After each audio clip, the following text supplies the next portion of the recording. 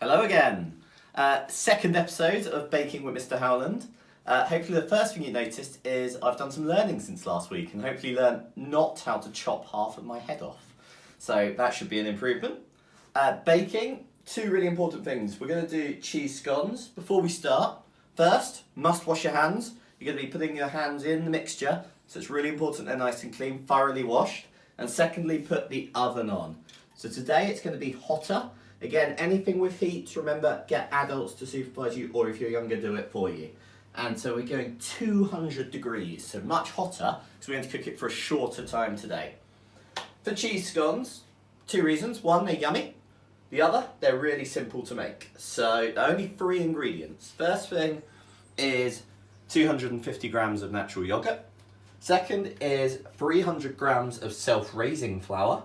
And then 150 grams of grated cheese. You can use any cheese. I've used cheddar, but any cheese will work. And I've got a little bit of cheese just on the side, which you'll see why in a bit. So really simple. You need mixing bowl, sieve, baking tray of grease-greased paper, and first thing you're going to do, like last week, sieve the flour in. Hope you remember the reason we do that from last week. You wiggle it about, and that's just to make it really fine for baking. So once that's done, pop that out of the way. Get the 150 grams of cheese and put them in. And then get your yogurt and pour all of that in. Get every bit out of the bowl. Next, what we're going to do is we're going to do what's called kneading. So what kneading is you get your hands into the mixture and you just combine it all together. So at first it will be very sticky.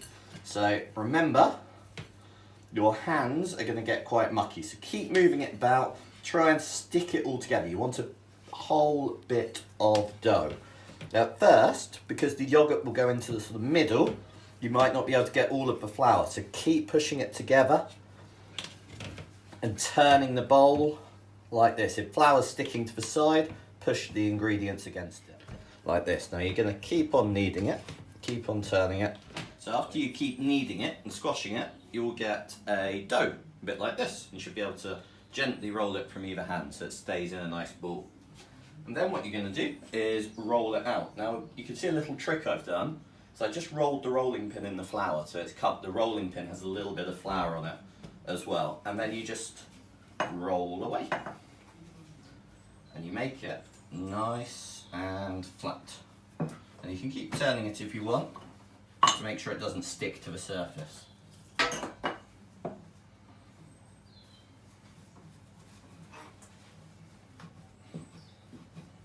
And you want it fairly thick, about, using our mass measurements, using about 1 centimetre thickness. What you're going to use, if you've got a cutter, use a cutter. If not, you can use a knife, it will work just as well. And just push through the dough like this, and then put them onto your grease-proof paper. And you should be able to make quite a few like that. Just move them over. And you want to get the most out of your dough, so do it fairly close together, but obviously not touching. Now, that will leave you with quite a bit of dough left over. Let's see if I can squeeze one more out through there. I think I can. Now, you can, if you wanted, keep that, put it in the fridge, use it another day, or you can just put it back into a bowl.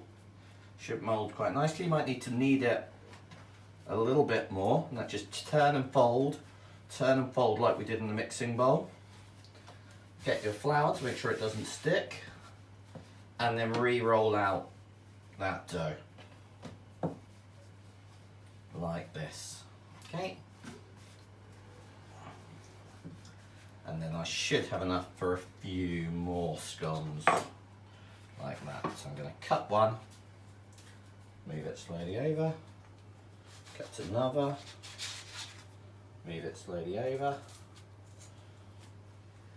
cut one, move it slowly over, should get a last one in there. Now I've still got a bit left, I don't want to waste that, so I will probably just mould that into a scone. You can use the cutter, or you might just have one rough one with what's left over. I'm going to have maybe two, I think, out of that left there, harder to cut then.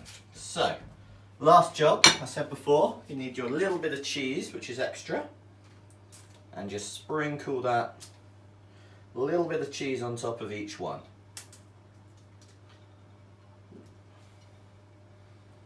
Okay, might need to spread that a bit thinner. You don't want too much, just will melt nicely on top of your scone.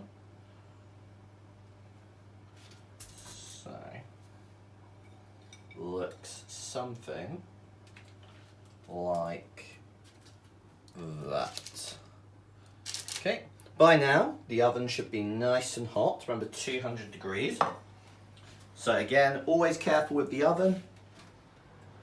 Open it up and pop them in. Again, if you need your adult to do it, get your adult to do it, that's fine.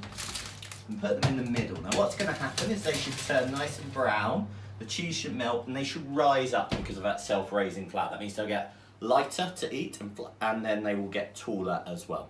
So they will need about 12 to 15 minutes in the oven, which as you can see is just enough time for you to help out by doing the washing up and cleaning the surfaces. And then if you take them out, they should have risen quite nicely and be a little bit brown on the top, just like that.